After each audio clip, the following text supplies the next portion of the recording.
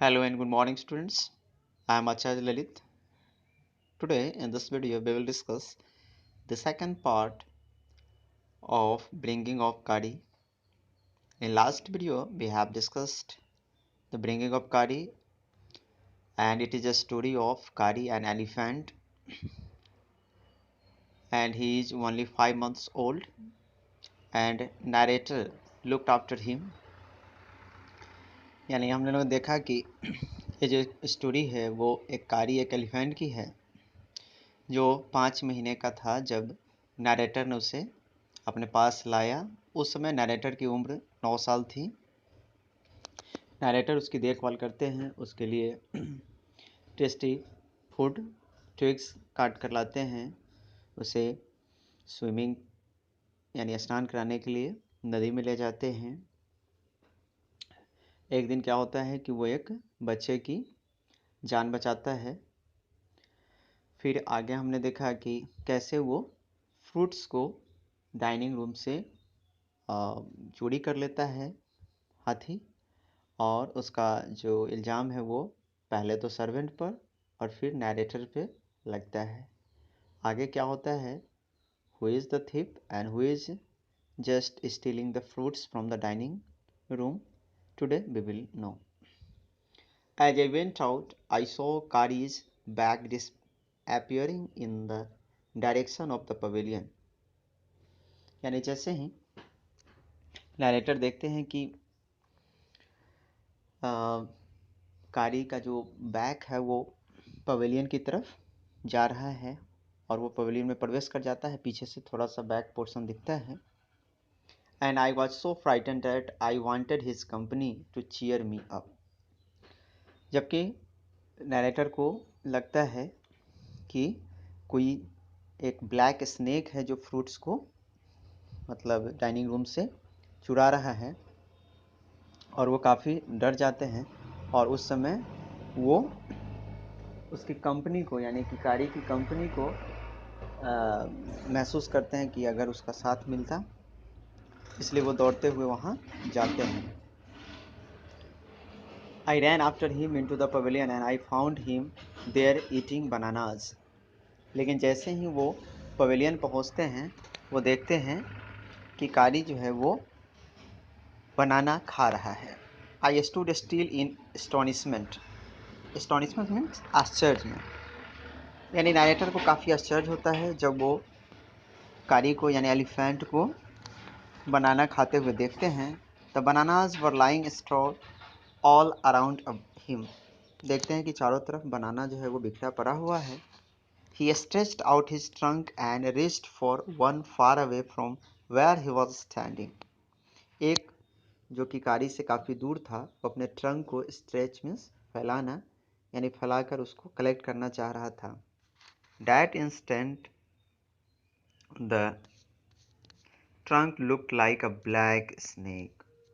उस समय लगा कि जब नैरेटर डाइनिंग रूम में थे और जब फ्रूट्स डिसअपियर हो रहे थे यानी गायब हो रहा था और लगा कि कोई ब्लैक चीज़ जैसा कोई स्नेक के जैसा हो, उस समय उन्हें रियलाइज हुआ कि it was not a snake but it was the trunk of कारी।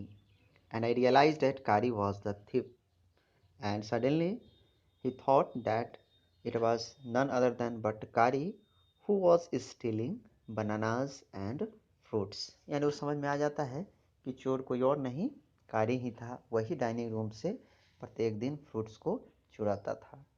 आई वेंट टू हिम। मैं उसके पास गया। Pulled him out by the ear and joyously showed my parents that it was Kari and not I that had eaten all the fruit these many weeks। और फिर वो उसके year को पुल करते हुए खींचते हुए खुशी से अपने पेरेंट्स के पास ले जाते हैं और दिखाते हैं कि ये कारी है, मैं नहीं, जो पिछले कुछ सप्ताह से जो फ्रूट्स गायब हो रहे थे वो मैं नहीं, कारी कर रहा था। Then I scolded him. फिर मैंने कारी को डांटा। For elephants understand words as well as children. Means जैसे चिल्ड्रेन शब्दों को समझते हैं, एलिफेंट भी समझ जाते हैं। And I said to him, next time I see you stealing fruit you will be whipped। और मैंने कहा कि अगर अगली बार से फ्रूट्स की चोरी तुमने की then you will be whipped। whip means आपको चाबुक से पीटा जाएगा। He knew that we were all angry with him. वो समझ जाता है कि हम सभी उससे काफ़ी गुस्से में हैं। इवन द सर्वेंट्स, यहाँ तक कि नौकर भी। His pride was so injured that he never stole another thing from the dining room। और उसके बाद उसको काफ़ी मतलब चोट पहुंचता है कि सबने उसे डांटा, और उसके बाद से कभी उसने चोरी नहीं की डाइनिंग रूम से किसी भी चीज़ की। And from then on if anybody gave him any fruit, और उसके बाद से जब कभी भी कोई उसे फ्रूट देता, he always squealed as if to thank them. तो वो चिल्लाता था, चिढ़ाता था, और लगता था जैसे कि वो फ्रूट पाने से काफ़ी खुश है और सबका धन्यवाद दे रहा है। An elephant is willing to be punished for having done wrong. एक एलिफेंट भी एक बच्चे की तरह, अगर वो कोई गलती करता है तो उसे डांट पड़ती है तो उसे एक्सेप्ट करता है, यानी वो डांट को सहन कर लेता है। But if you punish him without any reason, लेकिन अगर एलिफेंट को आप बिना किसी कारण के पनिश करते हैं, he will remember it and pay you back in your own coin. तो उसे याद रखता है और बाद में जब उसे मौका मिलता है तो वो उस डांट का बदला लेता है। An elephant must be taught when to sit down।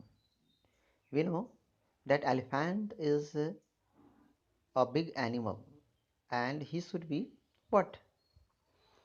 He should be taught to sit down. He should be taught how to walk।